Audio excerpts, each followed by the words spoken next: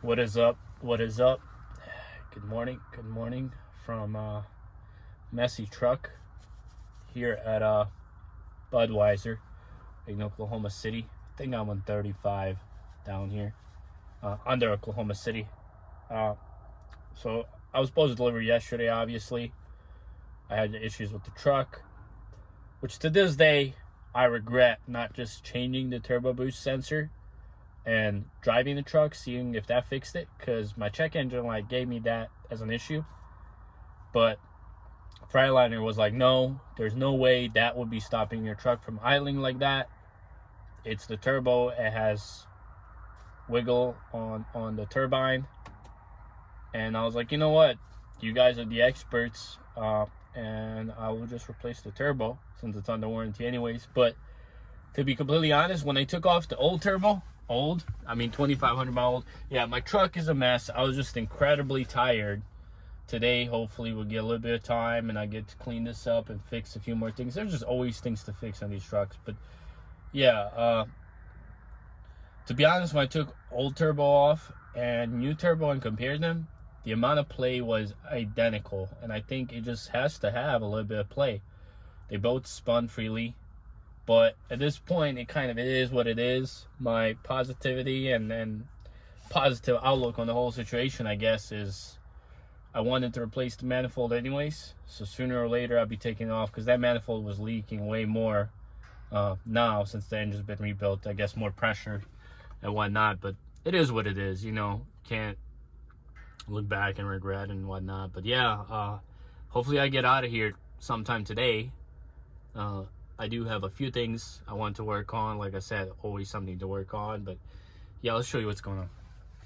So obviously, quite a bit of trucks here. My delivery was supposed to be yesterday at 11 a.m. And then it got pushed today for 1 p.m., which I was like, I'll show up early. Maybe they'll take me. Usually beer deliveries are no issues. However, that guy almost got hit because that truck from down there is flying and that car was flying. But looks like that's not going to be the case, and I'll be lucky to get out of here today. My truck's a mess, as you can tell. Bought some coolant since the guy, whenever I did a rebuild, poured some red coolant. I didn't use red coolant before. I used green. So I had to stock up on this, and I'm going to have to take out all the green coolant that I have. I probably have like 10 gallons of green coolant. But yeah, that's my vacuum pump for AC.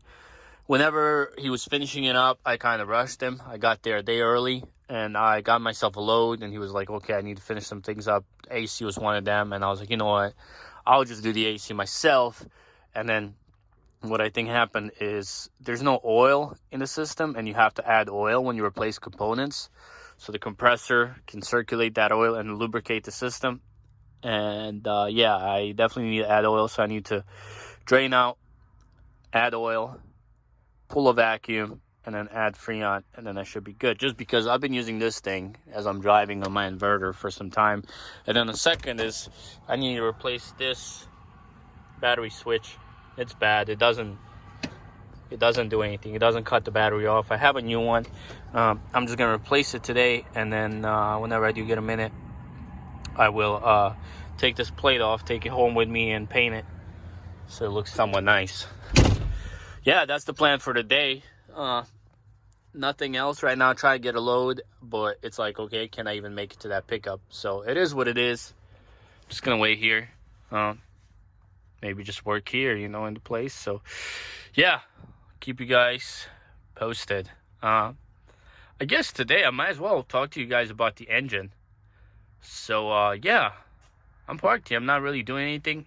So I'm gonna show you guys kind of everything I did on my in-frame, how much it cost me, etc., etc. So yeah, let's hop outside into the engine bay and go with that. So might as well start here on the cold side. This here is not a grease. That is the old color of the engine. However, the engine is throwing grease, which I'm hoping is on the bell housing connected to the block, because I want to do my rear main seal and my transmission. So that's the plan. As you can see, he painted it for me. I didn't ask him to paint it, so it looks pretty nice. The valve covers on these engines are really rough to keep from leaking, especially high mileage. There's a little bit of a leak right there. I'm not gonna rip that thing off. I put it, it's a new seal, and then there's Permatex Right Stuff gasket maker on there. This is the fuel filter I had replaced the other day at TA. Gotta work on my lights. My right light is having low voltage for some reason. This is the hot side. If you can see any oil, such as right here and right here, all of that freaking oil is coming from here. This here is leaking. There's this belt, like I guess accessory belt driver. It's easy.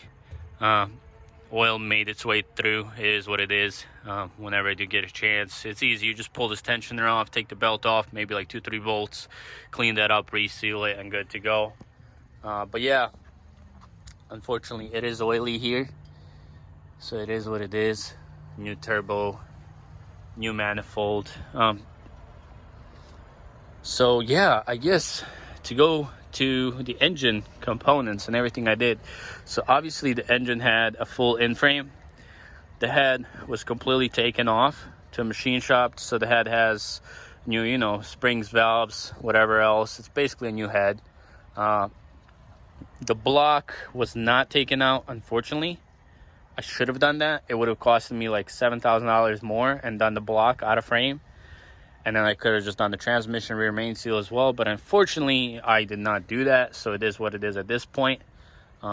Just hoping that it does all right. So head was completely done. I have new injectors in there. Obviously, new like liners, pistons, bearings, etc., etc. New oil pump. Bull gear is what was falling apart on my engine, so it is what I had to get done new. Bull gear and the gear that goes onto the crankshaft, that was done. What else? I'm trying to think of what else was replaced on there. I'm sure there are things that I am forgetting. Thermostats, but I even did that before. So since I bought the truck, quite a bit of things were replaced also. Yeah, new turbo.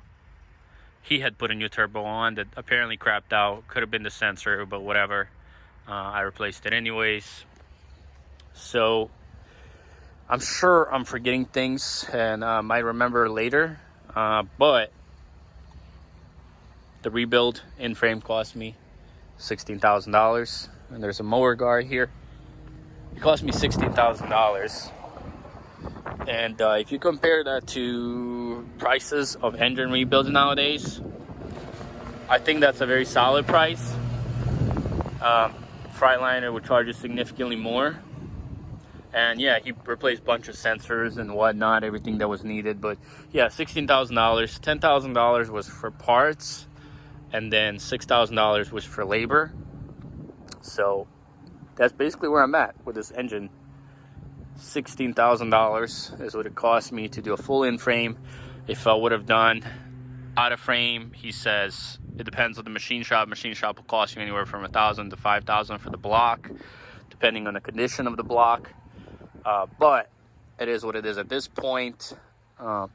If it does come down to it, I'm gonna rip that block out and redo it. So, oh well, lesson learned.